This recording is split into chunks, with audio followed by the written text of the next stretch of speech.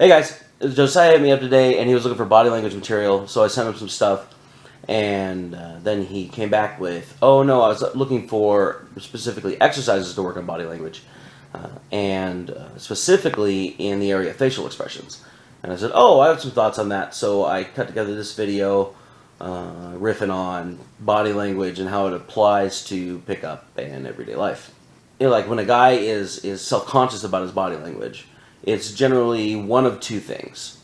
They either have an issue with congruence, where they're trying to convey something that their internal state isn't feeling, or they have an issue with being hyperreactive to external social cues.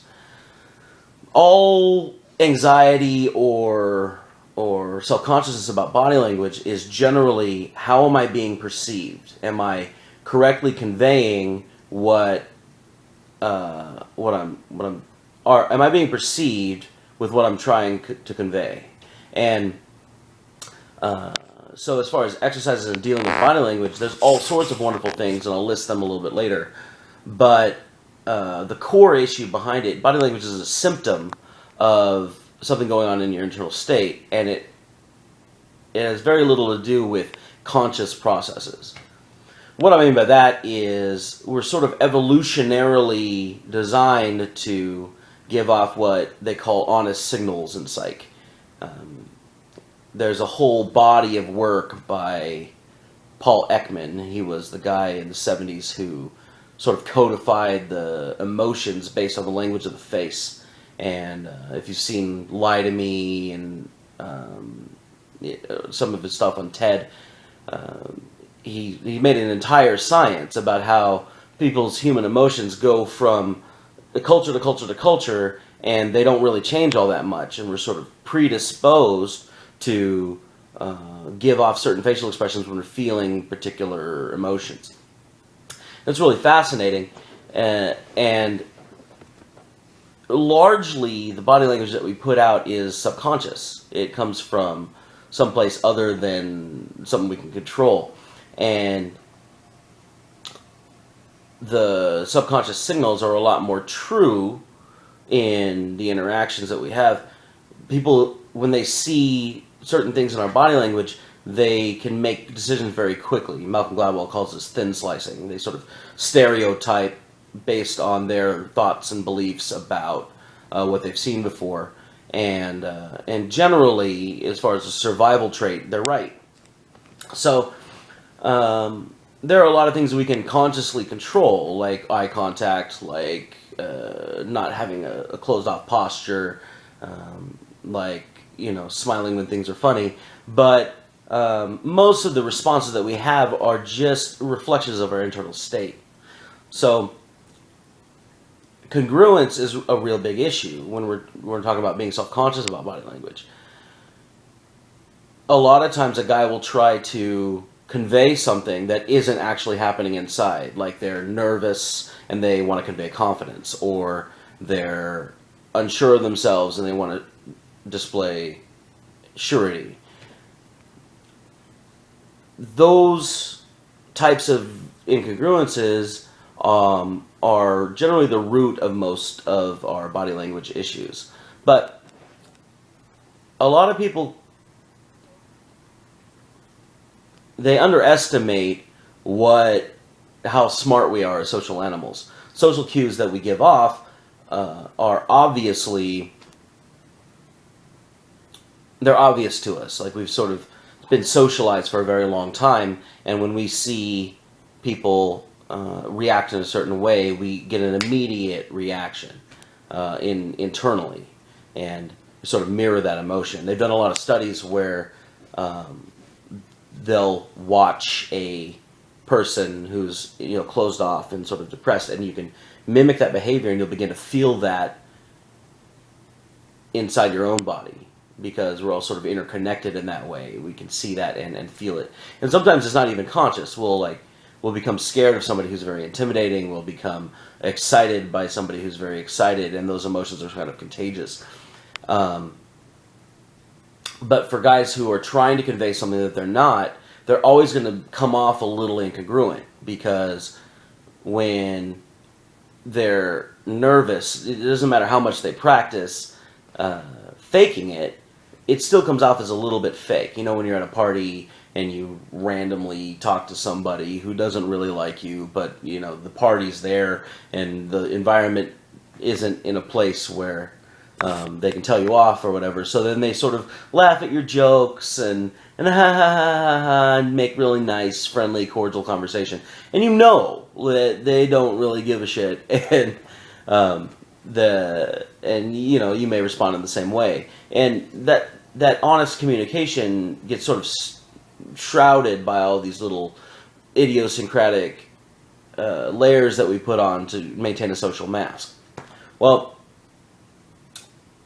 we all have excellent communication skills. We all have poor communication skills, and depending on which part we want to access is generally state dependent. It doesn't have to be, but as a rule, it generally is. So when you're really happy, you're not even thinking about, oh, I should smile and make everybody excited. You just are, and your body language reflects accurately your internal state. So when you're really sad and depressed, other people can read that from you. They're going to be like, oh, are you okay? And those signals are pretty hard to control. So if you're worried about how you're conveying body language, and how you're conveying yourself, if you get at the root cause and you sort of change your internal state, what you convey is going to reflect that better than you could have ever micromanaged in your physical manifestation of it. The second problem that guys with self-consciousness about body language is they have a hyperreactivity to social cues. So rather than, it goes kind of the other way, guys will nitpick at whoever they're talking to. They'll see small facial tics or changes in their tonality, and they'll catch it, and then they'll become immediately subconscious. What did I do to make her have this response? Most of these types of responses are kind of blown out of proportion. When a girl sort of spins off and talks to her friend real quick and comes back, if you don't have a lot of experience, it may seem like a rejection, or it may seem like she's ignoring you, but it's not. You don't have enough reference experiences. Generally not. You don't have enough reference experiences to know that there's a pace to a conversation and things are going a little quicker or faster. And the answer to that is just practice, to get into as many conversations as possible, convey as much as you can, and learn to read the cues a little bit better. But when we're talking about self-consciousness about our body language, especially facial expressions, a lot of it is internal, and it's difficult to control the subconscious roots of that stuff without going directly into state, right? So the answer to that is really control your state, and then your body language is going to kind of take care of itself. There are some other things that we can do because it works both ways. Your state affects your body language. Also, your body language affects your state. If I'm not feeling very particularly social, I may walk around kind of looking down and not really talking to people and not making any eye contact. And that's going to keep me in that antisocial state, which is what's so great about warming up. If you look somebody in the eye and then you ask questions and get conversational and start conveying something out of your emotional state, that's going to feed that, and that's going to come out. The mask that's communicative is going to raise above, and you're going to be wearing that in the social situation rather than the mask that's closed off and antisocial. So getting yourself to a state where you can convey anything, it's crucial to lighting off the triggers in your brain that will let you put on that social mask that will allow you to communicate from that level of yourself. But as far as exercises are concerned, we can always, when we're talking about conversational, I mean, your first impression that you get from somebody is not always going to be true, because other people's impression of you is going to be based on their previous experiences. Have you ever seen a guy in a bar that has tattoos all over the place, and He's just walking around with that like resting bitch face. He's like super, right? Well, sometimes you'll walk up to that guy and he's a total dick, right? And sometimes you'll walk up to his group and he'll turn around and he'll be the funniest guy ever. They'll be laughing and everybody loves him and nobody's scared or intimidated that are in his social circle. And that's because, you know, there's more to communication than your initial look. And so there's a lot of guys that'll walk around with that like resting bitch face, and like their faces just sort of form this way. They don't smile a lot. They don't, you know, and that's okay, because as soon as they start talking to you, they're going to see another facet of your personality, your animation, the way that you, your vocal tonality. Those things are going to help communicate more accurately what's going on in you and what can happen in between you guys than your initial view. So I wouldn't worry about facial expressions as much, because the focus should really be on changing your state. In lieu of all that, we also have exercises that will allow us to get into a social state. Warming up is great. Getting yourself to hold your head high, to open your eyes and make eye contact with people, and to talk directly to them rather than off into the distance somewhere. Those things, they're simple, and they're at the beginning of pickup training, but they do worlds to get you into a fucking headspace that will allow you to convey yourself at a higher level. So one of the exercises I use when I'm not particularly, you know, I work on the computer all day, and then I work out, and I'm like, right? So one of the exercises I use before I go out is laughter. I'll sit in my car before I, you know, wire up and go out to shoot infield. And I'll be like, and I'll do it for like a minute, and it seems ridiculous. And some people, they'll walk by and they're like, what the hell is going on? But I'll immediately get into this space where I'm a lot more talkative. In fact, I just noticed doing that right now that my conveying to you over the video changed drastically, because I just got myself into that state. And so these types of any of the emotions you feel, you want to feel really deep and you're getting into comfort, you can be like, yeah, right? And you start thinking deeper and drawing connections, and it'll drop down and you can get in that comfort stage. And you know, your vocal tonality will follow it. The way you make eye contact is going to follow it. And so when you're in a high energy social state, you can go into a high energy social venue and come off congruent. So I like to laugh a whole bunch before I go in. Normal postural stuff that increases your mood. We have the victory pose, and we have the you know, the shoulders back, head up, look people in the eye as you pass by, and don't break eye contact until they leave. That sort of garners confidence in that internal state, and that sort of kickstarts when you get more confident in your internal state. It's going to show in your body language sort of naturally. Postural stuff we have from the Adonis method, I think. You know, I learned it a long time ago, but they said you feel like the top of your head is suspended like by a string, and then as you walk, you don't move your head at all, and you sort of imagine that you're being suspended as you're moving forward, and it'll keep your posture straight and convey a lot more confidence. The cool thing about any of this stuff is that when your internals are feeling a certain way, your external is working. But generally in conversation, we have smiling, where we can, I like the sly, like, smile. We have eye contact. We have just real expressive facial stuff. So, you know, when you're really surprised, you can do this business, and you sort of over caricaturize your facial expressions. Watch girls. They're excellent at reading social cues, and they're excellent at conveying strategically. So they'll be talking, and they'll be like, "Oh my God!" and they have this they take their surprise and they kind of sort of overamp it, which helps them get emotionally into the conversation deeper.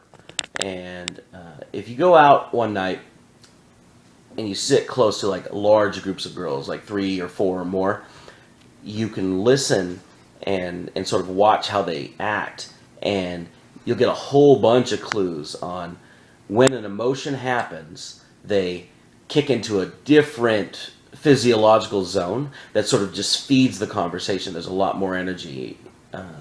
They can get all the way to woo, or they get all the way into hurting together and getting depressed, and they sort of move as a unit that way because they all know how to give energy into and amp up the group emotional set. Exercises for body language: keep your eyes open.